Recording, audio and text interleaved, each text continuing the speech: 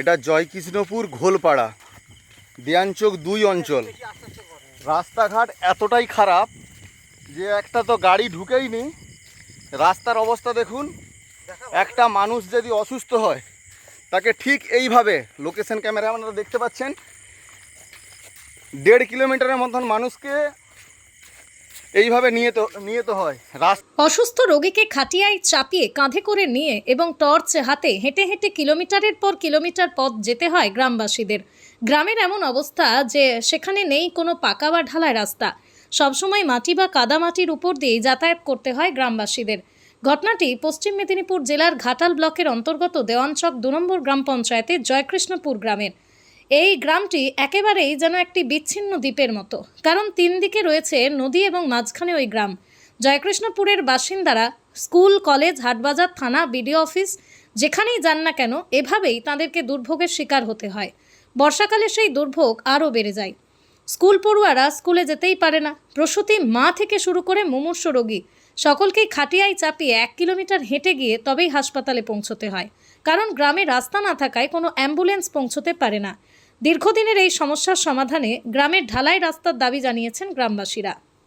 এই যে রুগী যদি কেউ অসুস্থ হয়, কতদিন তাকে এইভাবে এরকম হেয়া করে কাঁধে করে নিয়ে যেতে হয় গাড়ির। বহুত দিনের এইখানে কোনো বলছি এই যে এরকম হচ্ছে, এরকমই কষ্ট হয়। এইখানে রাস্তাঘাট তো খারাপ, যাবে কি করে মানুষ?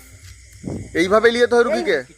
কিছু করার নেই, এরকমই নিয়ে যেতে হবে না। যদি রাস্তা পরিষদ মানে রাস্তা ঠিক মতন যদি না বাগানো হয়, গাড়ি যাতায়াতের অসুবিধা হচ্ছে, এইসব যদি না হয় তাহলে তো এরকম করেই নিয়ে যেতে হবে কষ্ট করে। এখন প্রায় 1 কিলোমিটার আপনাদেরকে এইভাবে আসতে হয় তো? হ্যাঁ, অতটাই যেতে হয়।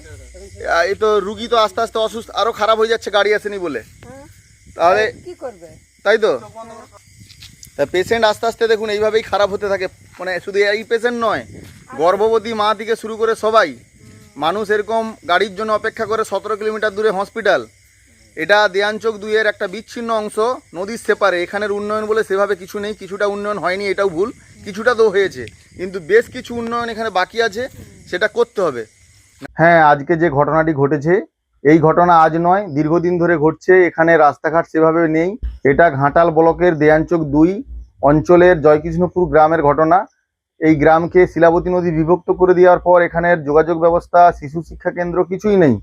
এই বর্ষাকালে ছাত্রছাত্রীরা কেউ স্কুল যেতে পারে না, এবং কোনো গর্ভবতী মা থেকে শুরু করে কাকেও সাপে কামড়াক যাই হোক, সেভাবে সে চিকিৎসা নিতে যেতে পারে না। অনেক দূরে স্বাস্থ্যকেন্দ্র।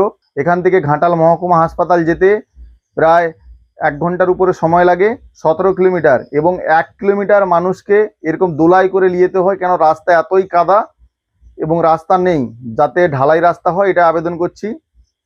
আমার নাম গৌতম পাত্র, এই গ্রামের স্থানীয় বাসিন্দা আমি।